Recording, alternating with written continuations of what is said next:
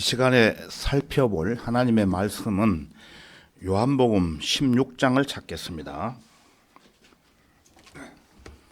요한복음 16장 1절에서 7절까지 살펴보려고 합니다.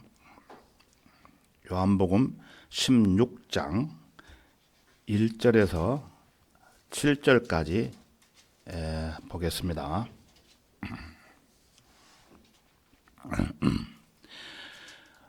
내가 너희에게 이런 일들을 말함은 너희로 실족하지 않게 하려 함이라. 그들이 너희를 해당에서 추례할 것이라.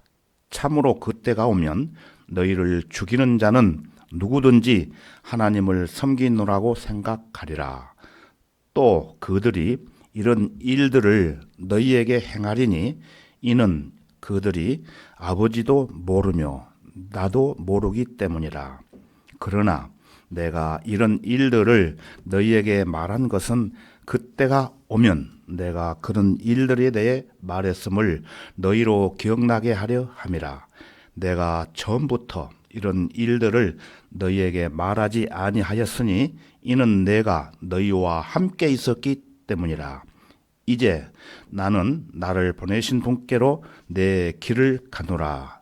그래도 너희 중 한 사람도 나에게 어디로 가느냐고 묻는 사람이 없고, 도리어 내가 이런 일을 너희에게 말함으로 슬픔이 너희 마음에 찼도다.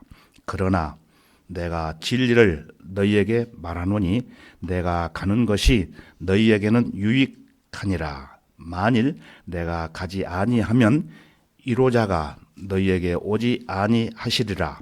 그러나 내가 떠나가면은 내가 그분을 너희에게 보낼 것이라. 다 같이 기도하겠습니다.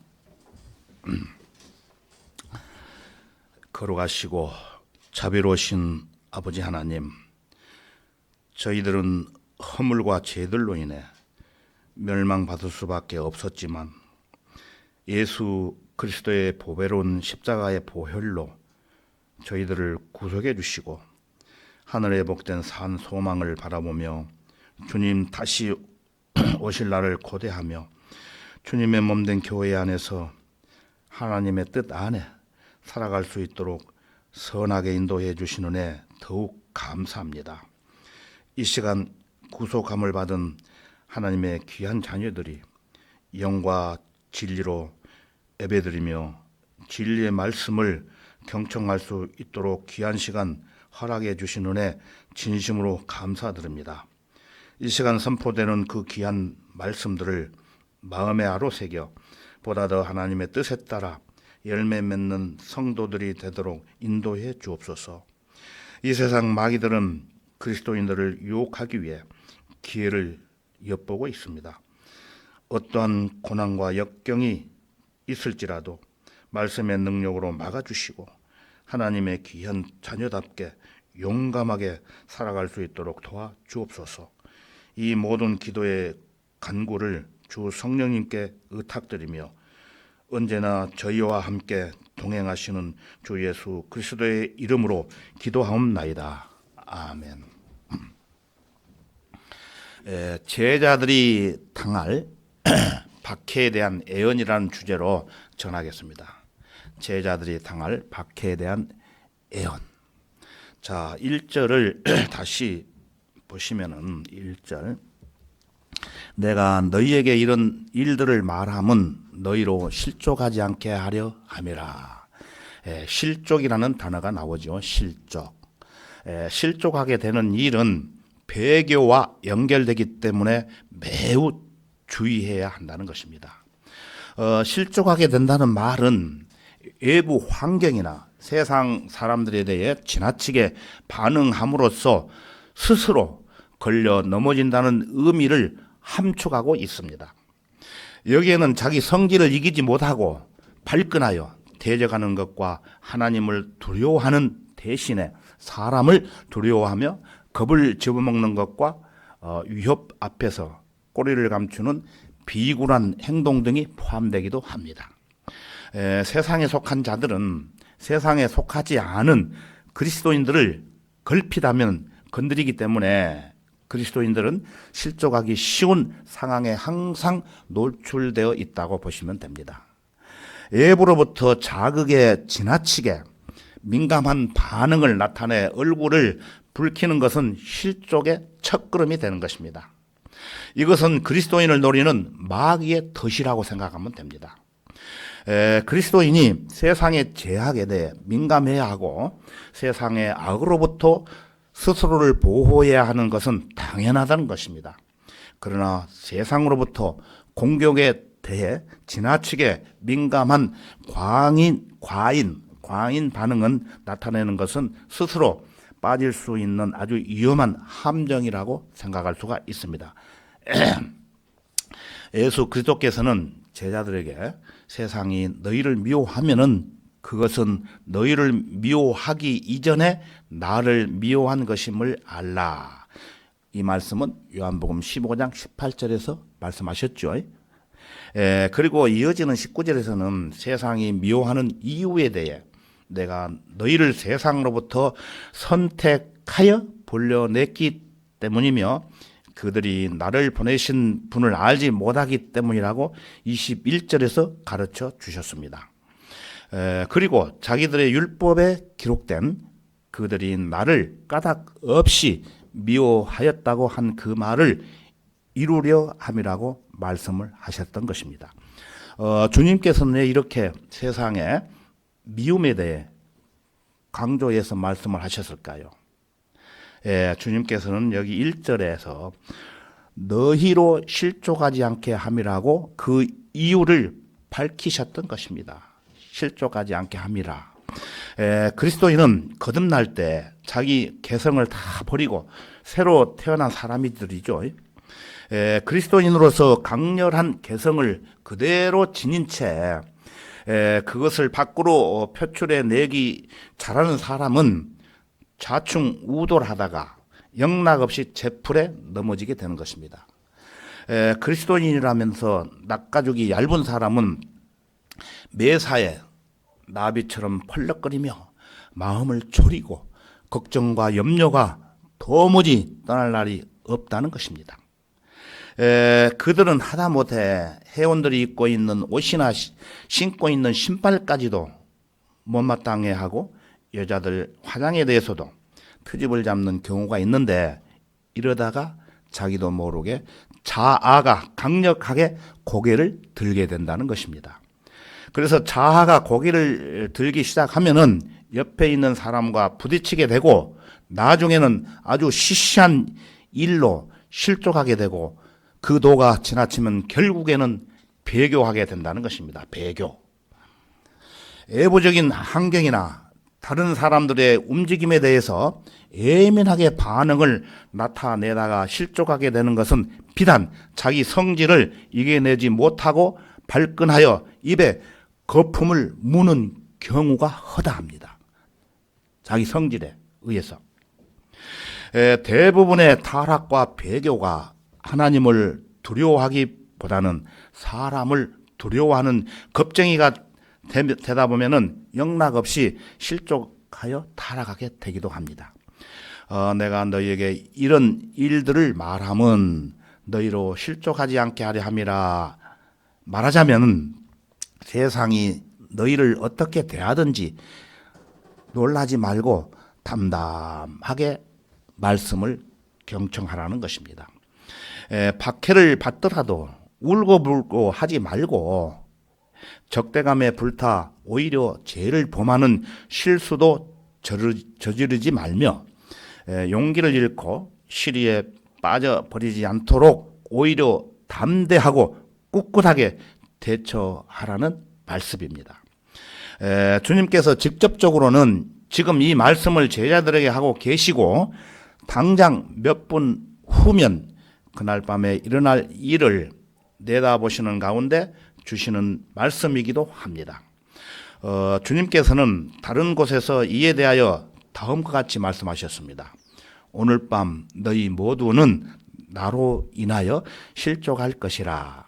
기록되기를 내가 목자를 치리니 양떼가 흩어지리라고 마태복음 26장 31절에서 말씀하셨습니다. 아닌 게 아니라 제자들이 모두 어떻게 되었을까요? 여러분 아시죠? 베드로, 특히 베드로는 예수님께서 체포당하시자 그 자리에서 칼을 빼어가지고 대사장의 종의 귀를 쳐서 잘라버렸죠.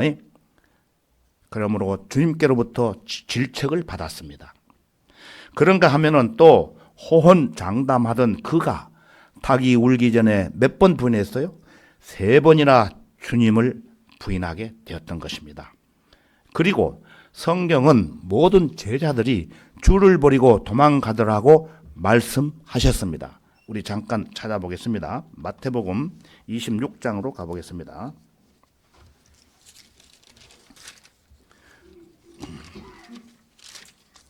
마태복음 26장 56절을 보겠습니다.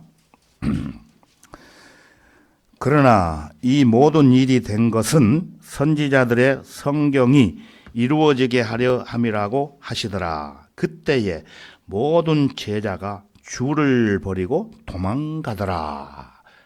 모두가 도망갔다는 얘기예요. 예. 그래서 또 마가복음 14장 50절을 한번 보겠습니다. 마가복음 14장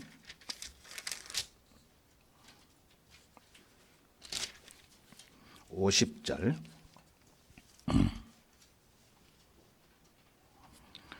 50절부터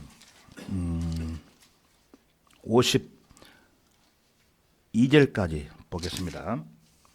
50절 제자들이 모두 주를 버리고 도망가더라. 또 알몸에 세마포 천을 두른 한 청년이 주를 따르고 있었는데 청년들이 그를 붙들자. 52절입니다. 세마포 천을 버린 채 알몸으로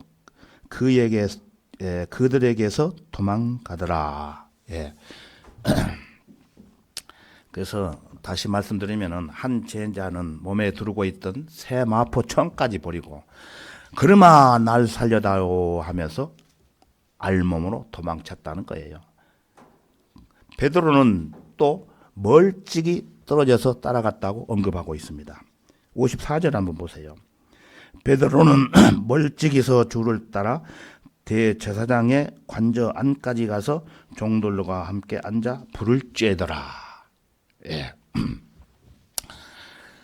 그러나 정작 주님께서는 어떻게 하셨습니까? 주님께서 주님을 체포로 왔던 경비병들을 향하여 너희가 누구를 찾느냐?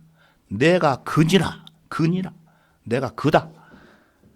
요한복음 18장 4절과 5절에서 이렇게 말씀을 하셨습니다. 그러자 경비병들이 오히려 뒤로 물러서서 땅에 엎드렸고 주님께서는 또 자신을 잡으러 온 자들에게 너희가 강도에게 하듯이 나를 잡으려고 칼과 몽둥이를 가지고 왔느냐? 내가 매일 성전에서 너희와 함께 앉아 가르쳤으나 너희가 나를 붙잡지 아니하였도다라고 마태복음 26장 55절에서 말씀하고 있습니다. 자, 본문 말씀 2절을 보겠습니다. 다시 요한복음 16장 2절입니다. 그들이 너희를 해당에서 추례할 것이라. 참으로 그때가 오면 너희를 죽이는 자는 누구든지 하나님을 섬기노라고 생각하리라. 주님께서는 1절에서 어떤 박해를 당하더라도 놀라지 말라고 충고하셨으며 여기 2절에서도 마찬가지 같은 맥락에서 말씀하고 계십니다. 그러나 아무리 담담해 보려고 해도 놀라지 않을 수가 없었어요. 그래도 주님께서는 놀라지 말라고 강조를 하십니다. 너희를 죽이는 자는 누구든지 하나님을 섬기노라고 생각하리라. 하나님을 섬긴다고 하는 자들이 그리스도인들을 박해하면서 오히려 그리스도인들이 마귀로 가득 차 있다고 비난하고 그들을 죽인다고 주님께서 이렇게 말씀하고 계십니다. 그리스도인들의 친척으로 가장하는 로마 가톨릭은 성경대로 믿는 그리스도인들이 하나님을 배신한 이단이라고 몰아붙이고 수많은 사람들을 죽였던 것입니다. 그 당시에. 그들이 너희를 해당에서 추리할 것이라. 그리스도인들에게 대한 박해가 먼저 종교 집단으로부터 가해진다는 것을 놀랄 일이 아닐 수 없다는 것입니다. 로마 가톨릭을 위시한 모든 종교 집단들은 하나님께 속한 자들이 아니라 세상에 속한 자들이며 타락하고 배교한 교회들도 마찬가지라는 것입니다. 그리스도인이라고 자처하고 하나님을 섬긴다고 말하면서 교회 놀이를 하고 있는 모든 교회들은 자신들이 세상 죄와 얼마나 연루되었는가를 지적해주고 자신들의 반성경적인 형태를 질타하는 신앙적 양심을 가진 사람들을 향하여 오히려 성령을 모독했다고 비난하고 해당에서 쫓아낸다는 것입니다. 오늘날에는 이런 썩어빠진 교회에서 내어 쫓기는 것이 오히려 다행스러운 일이지만 2000년 전 유대인들이 해당에서 출애당한다는 것은 사회적으로 완전히 매장당한 채 영속적인 불명예와 생명의 위험이 늘 따라다니는 아주 가혹한 일이었습니다. 출애당한다는 것이. 그리고 그 위협은 외 없이 하나님을 섬기느라고 생각하고 있었던 유대인들이었습니다. 하나님을 믿는다고 하는 유대인들. 바울은 자기가 거듭나기 전 선임 제사장들로부터 고난을 부여받아 많은 성도를 감옥에 가두었고 또 그들을 사형에 처할 때 자기도 동조했던 사람입니다. 사도행전 26장 10절에 보면은 그 말씀이 낱낱이 바울은 고백하고 있습니다. 자, 3절을 보시면은 또 그들이 이런 일들을 너희에게 행하리니 이는 그들이 아버지도 모르며 나도 모르기 때문이라. 하나님도 모르고 예수님도 모르기 때문이라고 말씀을 하시는 것입니다. 하나님을 섬긴다고 자처하는 자들이 오히려 그리스도인들을 박해하고 살해하는 이유는 그들이 하나님도 모르고 주 예수 그리스도도 모르기 때문이라고 주님께서 확실히 말씀하시는 것입니다. 다시 말해서 그들은 잃어버린 자들이요. 따라서 악한 자들이기 때문이라는 것입니다. 악한 자들은 선한 자들을 가증하게 여기는 법이죠. 세상에 속한 자들이 하나님께 속한 사람들을 미워한다고 주님께서 말씀하신 것은 이 때문입니다. 불의한 사람은 의인에게 가증하고 정직하게 행하는 자는 악인에게 가증하니라고 잠언 29장 27절에서 언급하고 있습니다. 오늘날 타락할 대로 타락한 라오디케아 교회 시대에서 올바른 성경을 들고 진짜 하나님의 말씀을 전파하는 신실한 그리스도인들이 나타나면 당장 이단이라고 정죄하며 종교적 증오심을 퍼붓기 시작하는 것이 여러분 누구라고 생각하십니까? 소위 그리스도인이라고 하는 자들이 이런 작태를 부린다는 거예요. 주 예수 그리스도께서는 그러나 이런 자들이 모두 아버지도 모르며 나도 모르기 때문에 그들은 날뛰는 잃어버린 자들이라고 말씀하시는 것입니다. 자, 4절로 가겠습니다. 4절.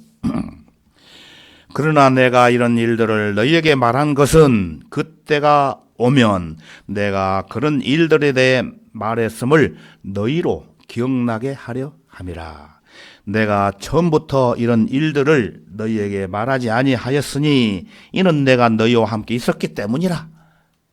그때는 예수님이 함께 있었다는 거예요.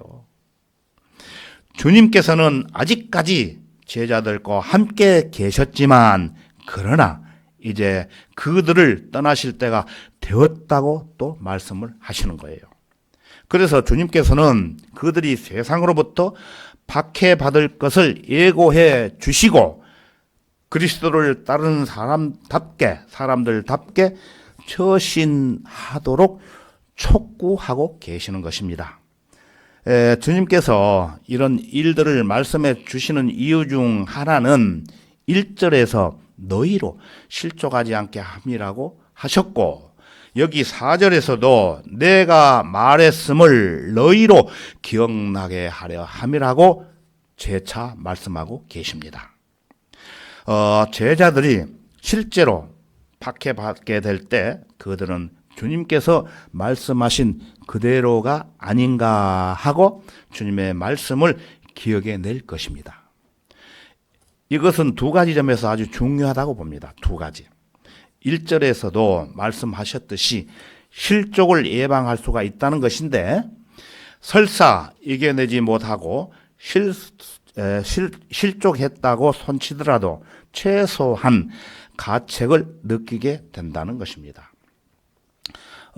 베드로를 보면은 베드로는 주님을 3번 부인하고 나서 울음을 터뜨렸습니다. 왜 울었을까요? 성경은 그가 주의 말씀을 기억한지라 밖으로 나가 비통하게 울었다고 기록되어 있습니다. 베드로는 이 일로 인해 제자의 자격을 박탈당하지만 부활하신 주님으로부터 요나의 아들 시몬아, 내가 나를 사랑하느냐는 말씀을 몇 번 했습니까? 3번에 걸쳐서 이렇게 주님께서 질문하셨던 것입니다. 그래서 모든 것을 아시며 내가 주를 사랑한 줄 아나이다 하고 거듭 다짐을 드린 뒤에야 비로소 제자직이 회복되는 것을 우리는 볼 수가 있습니다. 또 한 가지 중요한 점은 제자들이 박해당하면서 주님의 말씀을 기억해 내므로써 예언의 성취를 확인함과 동시에 주님께서 하신 모든 약속들이 또한 반드시 이행되리라는 확신을 얻고 더욱 주님을 신뢰하며 의지하게 될 것이라는 거예요. 자, 5절을 한번 보겠습니다. 5절.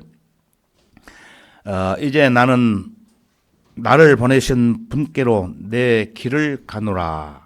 그래도 너희 중 한 사람도 나에게 어디로 가느냐고 묻는 사람이 없고. 이 구절의 첫 부분은 물론 4절에 이는 내가 너희와 함께 있었기 때문이라에 직접 연결이 됩니다. 말하자면은 그러나 이제 더 이상 너희와 함께 있지 못하게 될 것이다 라고 말씀을 하시는 겁니다. 그 다음 너희 중 한 사람도 나에게 어디로 가느냐고 묻는 사람이 없구나 하고 말씀을 하셨던 것입니다. 그리고 주님께서는 13장 33절에서 말씀하시기를 새 계명을 주시면서 아직 잠시 동안은 내가 너희와 함께 있겠노라고 말씀하셨어요. 그러니까 잠시 후면 너희를 떠나게 될 것이라고 말씀하신 겁니다. 잠시 후면. 이에 대해 베드로가 주여 어디로 가시나이까 하고 여쭈어 보았지만 이때는 주님께서 가시겠다는 곳이 십자가의 고난을 상상할 수도 없었고 어디 먼 지방쯤 되는 것으로 생각하고 여쭈어 봤다는 겁니다. 베드로가 예수님이 십자가의 고난을 받을 것을 상상하지 못했다는 거예요. 그런데 여기 5절에서는 주님께 어디로 가느냐고 묻는 제자가 하나도 없다고 주님께서 재차 말씀하시는 겁니다. 왜 그들은 주님께 이것을 묻지 않았을까요? 이제 나는 나를 보내신 분께로 내 길을 가노라는 주님의 말씀을 이해하고 그곳이 어디인지 충분히 납득하고 있었기 때문이었을까요? 그러나 여기서 이것이 중요한 게 아니라는 겁니다. 주님께서 그래도 너희 중 한 사람도 나에게 어디로 가느냐고 묻는 사람이 없다라고 말씀하신 것은 그것이 의아하다든지 이제 어디로 가시는지 제자들이 다 알고 있다든지 모르면서도 꿀먹은 벙어리처럼 아무 반응이 없다든지 이런 것을 말씀하고 계신 것이 아니라는 겁니다. 주님께서는 지금 다음 6절에서 보는 것처럼 제자들이 망연자실하고 있는 것을 가볍게 꾸짖고 계시는 것입니다. 자, 6절을 보시겠습니다. 6절에 도리어 내가 이런 일을 너희에게 말함으로 슬픔이 너희 마음에 찼도다. 슬픔이 너희 마음에 찼도다.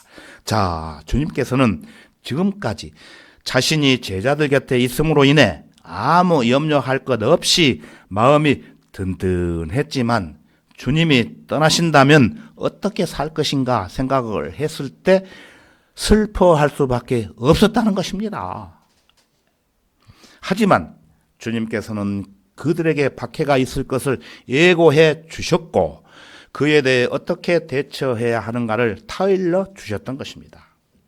그런데 제자들은 주님께서 자기들 곁을 떠나셔야만 한다는 사실만을 슬퍼하되 그 슬픔이 마음속에 너무나 가득 차서 다른 아무것도 생각할 여유가 없었다는 것입니다. 슬픔이 너희 마음에 찼도다. 예, 지금 이들의 영적 상태로는 기대하기 어려운 일이기는 하지만 주 예수 그리스도께서 가시게 될 곳이 어디인가를 그들이 만약 제대로 알고 있었다면 이렇게 풀이 주고 있지는 않았을 것입니다. 주님께서 가셔서 앉으시게 될 그 영광의 보좌를 조금이라도 머리에 떠 올렸더라면은 설사 기뻐하기까지는 못할지언정 최소한 마음의 위로는 받았다는 것입니다. 그러나 그들은 슬픔으로 가득 차 있었어요. 이것을 몰랐기 때문에. 그리고 이 슬픔은 주님과 헤어지게 된다는 그 사실보다는 그분께서 떠나신 후 자신들이 당하게 될 고난과 박해에 대한 염려였다는 것입니다. 인간이란 기껏해야 이 정도밖에 안 되는 거예요. 박해에 대해 보인 베드로의 반응을 보게 되면 특히 마태복음 26장 51절에서 54절과 또 26장 70절에서 75절에 보인 반응은 뭐라고 하시냐면은 성질을 못 이겨 발끈하고 불쾌해지는 것이 얼마나 위험한 실족의 빌미가 되는가를 보여주시는 것입니다. 정녕 베드로는 주님을 사랑했습니다.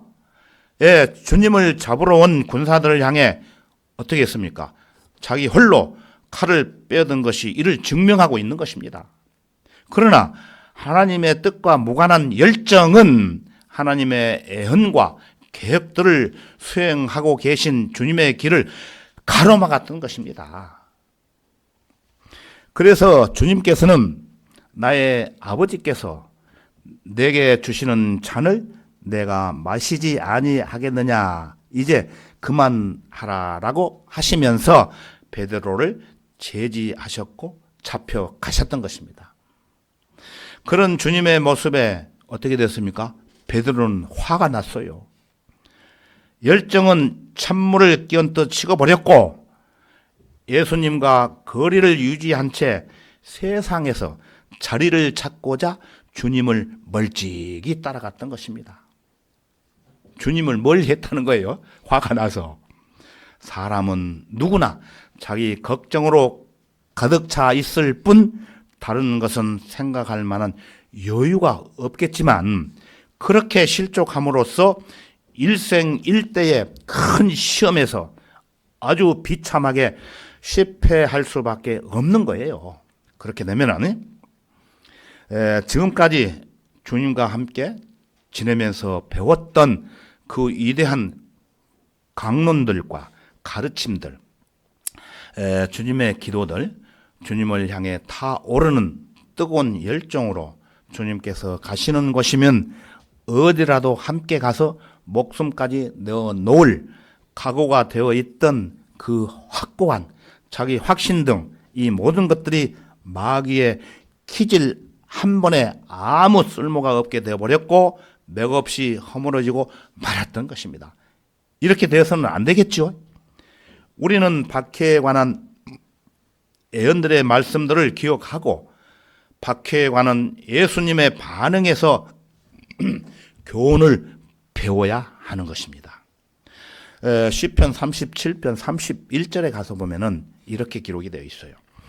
그의 마음에는 그의 하나님의 법이 있으니 그의 걸음에 실족함이 없으리로다, 이렇게 말씀하셨고, 또 베드로후서 1장 10절에 가서 보면은 그러므로 형제들아 오히려 더욱 힘써서 너희의 부르심과 택하심을 확고히 하라. 너희가 이러한 것들을 하면 결코 실족하지 않을 것이오 라고 분명하게 우리에게 말씀하고 계십니다. 기억하십시오, 이런 말씀들을. 자, 7절로 가겠습니다. 7절. 그러나 내가 진리를 너희에게 말하노니 내가 가는 것이 너희에게는 유익하니라. 만일 내가 가지 아니하면 이로자가 너희에게 오지 아니하리라. 그러나 내가 떠나가면 내가 그분을 너희에게 보낼 것이라. 중요한 말씀이죠. 은사주의자들은 주님께서 떠나시고 성령께서 오셔서 소위 성령의 은사들과 성령의 능력을 받을 수 있지 않았느냐, 그러니 이것이 얼마나 우리에게 유익이 되는 일이었던가 하고 이 구절을 갖고 또 제멋대로 자기들끼리 장난을 칩니다. 그러나 주 예수 그리스도께서 가시지 않았다고 한번 가정해 보세요, 여러분. 그래서 십자가에 달리시지도 않았고 죽음을 당하시지도 않았고 피도 흘리신 바 없으며 부활하신 적도 없다는 거예요. 그렇다면 여러분 어떻게 될 것 같습니까? 예? 구원 받을 수 있습니까? 구원 받을 수가 없겠죠. 지금 주님께서 내가 가는 것이 무슨 우주 여행을 한 바퀴 휘돌고 오시겠다는 말씀이 아니라는 겁니다. 주님께서는 지금 스스로 희생 제물이 되셔서 여러분의 죄들을 위하여 십자가에 달리심으로써 여러분을 구속하시겠다고 말씀하시는 것입니다. 잘 아시지 않아요, 여러분들이? 이것은 여러분들에게 유익한 정도가 아니라 실로 죽느냐 사느냐가 걸려있는 중대한 전환점을 맞게 되는 것입니다.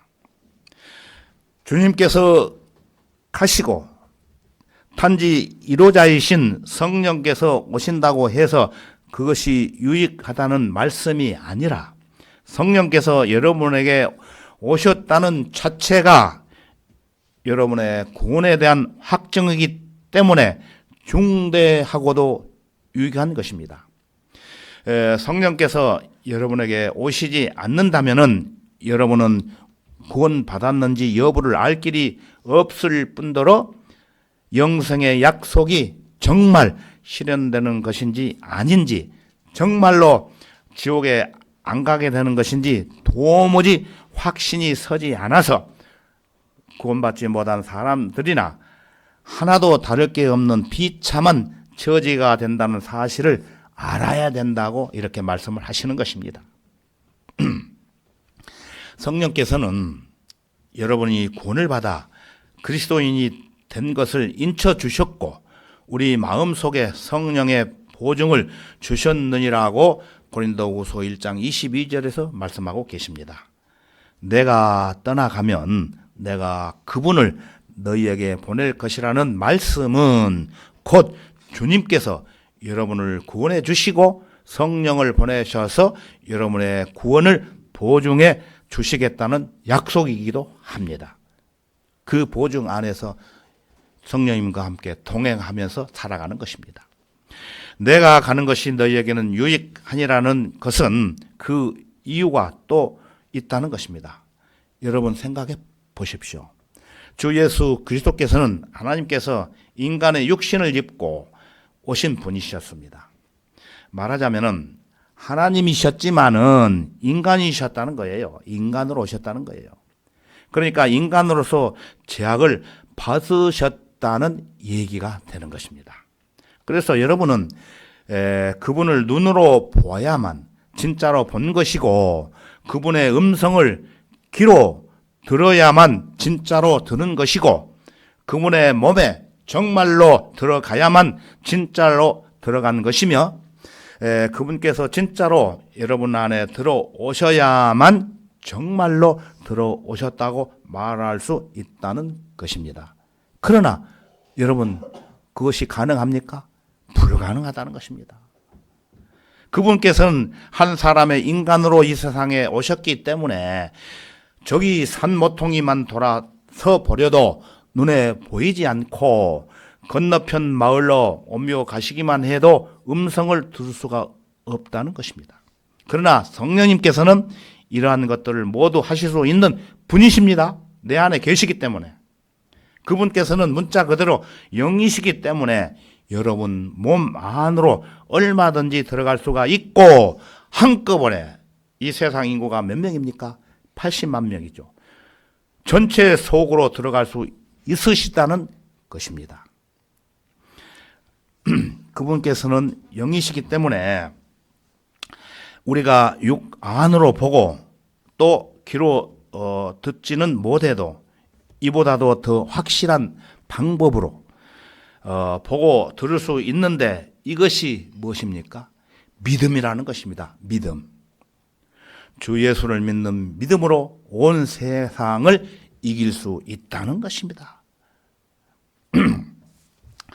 자, 여러분이 구원받은 그리스도인이라고 한다면, 진짜 그리스도인이라고 한다면, 이제 우리 모두 주님 앞에 서는 그날까지, 언제가 될지 모르겠습니다만은 곧 다가옵니다. 그날까지 어떠한 역경과 고난과 환난과 슬픔이 있다 하더라도, 특히 그 무엇보다도 주님께서 우리를 사랑하는 성도들 간에 함께 살아가는 동안 어떠한 의견이 일치하지 않는다고 할지라도 우리를 사랑하시는 주님 한 분만 바라보고 주님 한 분으로 만족하며 주님의 몸된 교회 안에서 있으나 마나 하는 성도가 되지 않고, 꼭 있어야 되는 필요한 성도의 귀한 자리를 비우지 않고 성도들과 서로 사랑하며 지옥으로 가는 불쌍한 혼들을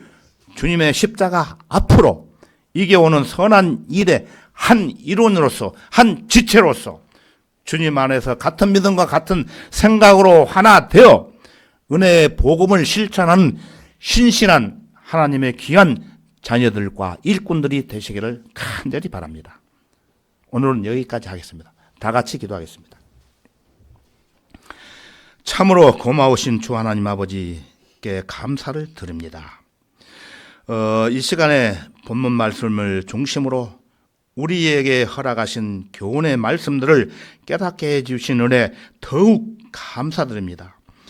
무엇보다도 세상에 속한 자들은 세상에 속하지 않는 우리 그리스도인들이 시험에 넘어져 실족하도록 시시때때로 유도하고 있기 때문에 성도들이 정신을 차리지 않으면 마귀의 덫에 걸려 넘어져 주님을 멀리 떠나 방황할 수밖에 없으며, 결국에는 배교에 이르기까지 한다는 그 사실에 대해 이 시간에 우리를 깨닫게 해주시고, 이제 남은 생애를 각자가 잘 대처할 수 있도록 말씀으로 붙잡아 주신 은혜 참으로 감사합니다.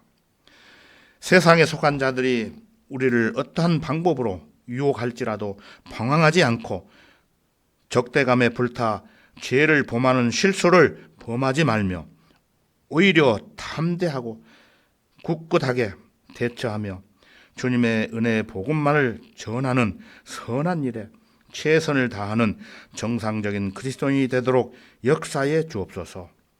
언제나 저희를 사랑하시고 항상 함께 동행하시는 주 예수 그리스도의 이름으로 기도하옵나이다. 아멘.